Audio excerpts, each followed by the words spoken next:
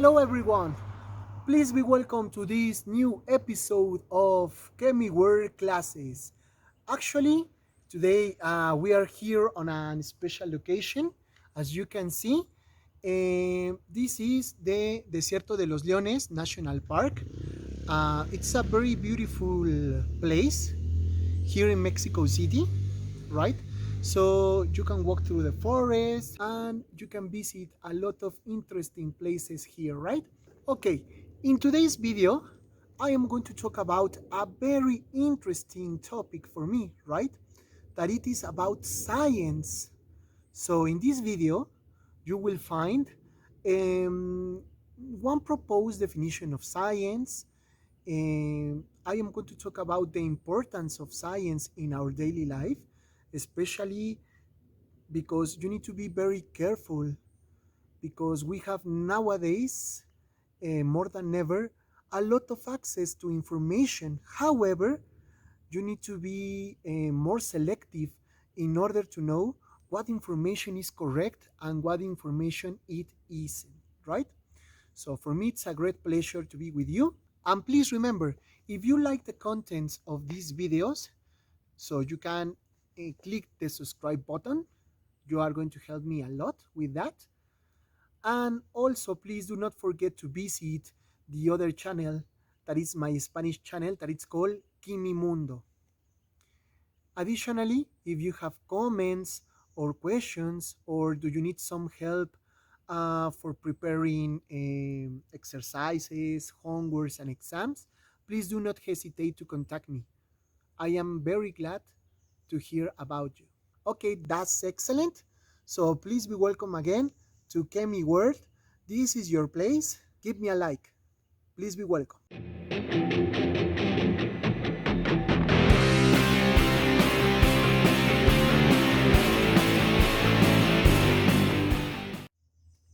Excellent. Welcome again.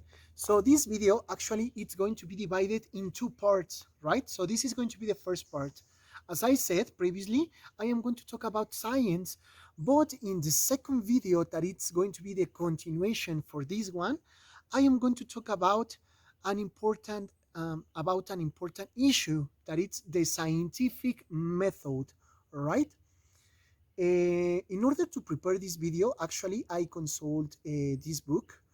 Unfortunately, to the best of my knowledge, it is only available in Spanish. But if you have the opportunity or you know a little bit of Spanish, so you can read it, it's quite good, right? The author is Tamayo. Actually, it is called El Proceso de la Investigación Científica, that more or less in English will be the process in the scientific research. Of course, if you want to consult that book, I am going to give you all the information in the description here below, right?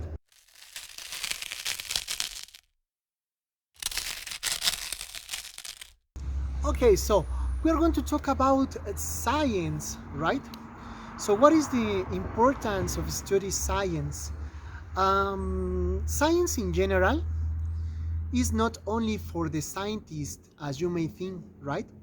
So to know or to have a better knowledge in science, it's quite important for you in order to develop new strategies to overcome problems, for example, and in order to have logical thinking, in order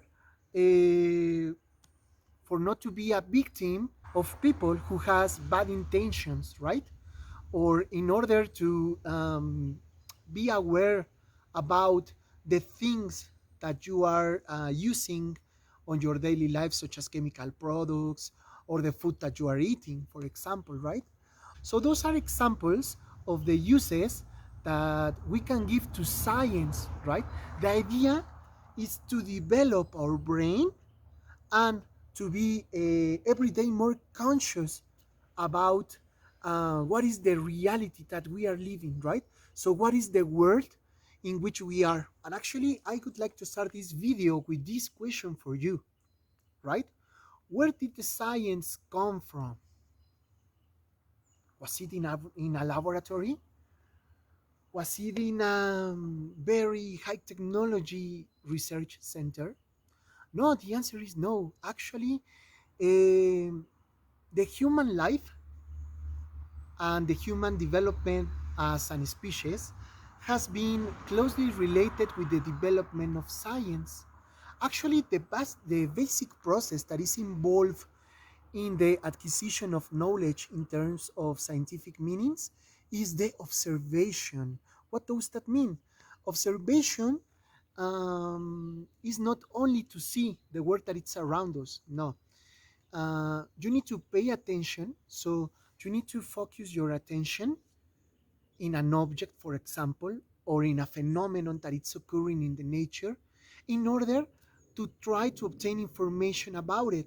Of course, our first approach is by only using our senses. However, nowadays we have a lot of technology and a lot of devices and apparatus very specialized that permit us to obtain information more than the information that we can obtain only by using our senses, because sometimes they are limited in some manners, right? So, but this is quite important. The first process that it's involved in the research is to observe something, right?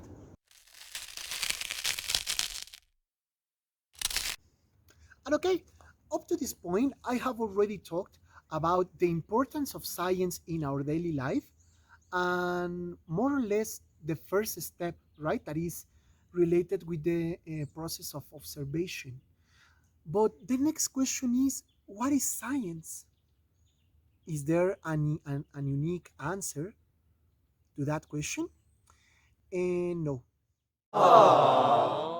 Actually, we don't have a consensus in order to accept unique or um, or an only valid definition for science, right? Because science, such as many other concepts in philosophy, are very difficult to define, right? So in this manner, I would like to use this is the translation, of course, of one definition that I found in Tamayo's book, and I am going to say that according to that author, we can say that science is a set of rational, certain, and probable knowledge obtained methodically, systematized, and verifiable that refer to objects of the same nature. That's science. In order to complement the information that I gave you about the definition of science, I would like to show you this very interesting chart that, of course, is adapted from the original source that it was in the book of Tamayo. And according to Hernando Barragan, we can say that science is a body of knowledge organized, extended about the real, in which are indicated the general trends of the natural and social phenomena. Okay. Actually, as I said, science is a set of knowledge, right? So it's a body of knowledge. So that they are systematized, of course, using the scientific method, and that they are always looking for to be true, right? So this is the idea. Science, it is about describing the nature as it is, right? In this manner, scientists and the data that they obtain is intended to describe the nature. In other cases, such as the pseudoscience, you can see actually the opposite, right? That they are trying to adjust the reality in order to fit their data, right? Actually, that doesn't happen in science, because science, it's always trying to be objective, right? Additionally, from the previous one, we have another characteristics. As I said, science is capable to observe, but not only to observe, it's also capable to explain things, right? To tell us how a given phenomenon is occurring in that way and not in another. Actually, we can discover new things, right? All the day. And another important fact is that actually science permits us to predict. What does that mean, predict? To know what is happening before it happens.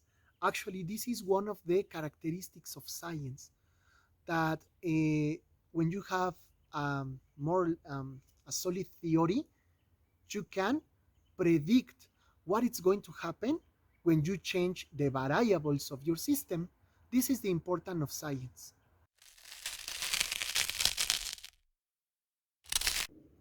Excellent. Once that you already have better idea of what science is, now I am going to talk about how can we classify science. Of course, um, this is um, this is a very difficult part, right? Such as the definition of science, because you may find a lot of classifications taking into account different criteria, right? Such as the object of study, such as the origin, such as the formal study that are involved in a given science, etc. Right? In this manner, actually, I chose one of those classification that it was proposed by Mario Bunge. He is a very good and a very important and famous researcher on epistemology, that is the study of the philosophy of science, right? According to this author, so we can distinguish between two kinds of science, as I will show you in this chart. According to Mario Bunge, we can divide science in two: informal science, such as logic and mathematics, and factual sciences. The main difference is that the formal science are related with not tangible objects, and factual science, on the other hand, actually are related with facts, right? So that's the reason why, because this is factual. And we can also have natural and cultural science. In natural science, we have, of course, chemistry, biology, physics, etc. And in cultural or social science, we have sociology, economics, politics, etc. Finally, in order to not to do this video very long for you, because this is a mere introduction about what chemistry is, I would like to finish with a comment. Actually, I found this article in Nature. The author was indicating us that besides the severe problem that we have nowadays with COVID-19, we have another one. This problem is called the infodemics. We have access to a lot of information more than ever. Actually, the younger people have the opportunity to know or to learn a lot of things because we have this whole accessibility to the information, right? Of course, it could be positive in certain aspects, but it could be negative, especially if the information that you are receiving don't have a filter. What do I mean with a filter, right? So we cannot believe everything that the people is telling us about a phenomenon or about a knowledge, right? You need to always verify what are the sources of information that the people is using. For example, when they are recommending you a cure or a medicine or a traditional remedy, right? Because sometimes people may have the intention of helping you. Sometimes there will be occasions in which actually the remedy is worse than the illness that you had initially. So, in this article, actually, they have remarked the problem that we have nowadays with the information that we have about COVID-19, right? And I am taking this example because I think that this is quite important, because for many people, actually, they believe that using remedies such as drinking cow urine, or for example, ingest bleaching or another crazy things, can help us in order to not to be um infected with COVID-19. Of course, I am not trying to attack anyone, right? So I am just talking about the pure point of view of science. So in order to talk about something, you need to check what are the references, right? Actually, in science, we have a lot of specific forums in which we can obtain reliable information. What are they? For example, this is a web page. We have a lot of web page. So this is only one example. This is the sciencedirect.com page, in which is in which you can find a lot of articles. The information in science is given or in publications, right? Such as journals, right? In those journals, you can find articles with very reliable information, because the information that it's presented in an article has been peer reviewed, right? So in this manner, you can have the total certainty that the information that is presented, it's going to be reliable. Resources that you can use in order to find if an statement that they are telling you it's true. So you can consult books. Of course, Wikipedia is not really bad, but you need in that case to check what are the references that are given there. Of course, you are going to have more easily access to the social media in order to obtain information for a given topic. However, try to be more conscious about what is the origin of that information that you may find on Facebook or Instagram or another social media. Okay, so in this manner, I would like to say thank you as always for watching me and to watch this video. If you want to support me, you would help me a lot if you subscribe, if you like the content. You can also find in the description below the link to the Spanish channel that it's called Kimimundo. And please remember, if you have any comments or any questions about homeworks, preparation for exams, I will be glad to help you in order to obtain a very good grade in your exams, right? So you can email me at ChemiWorldClasses@gmail.com, and I will be very happy. Thank you for watching.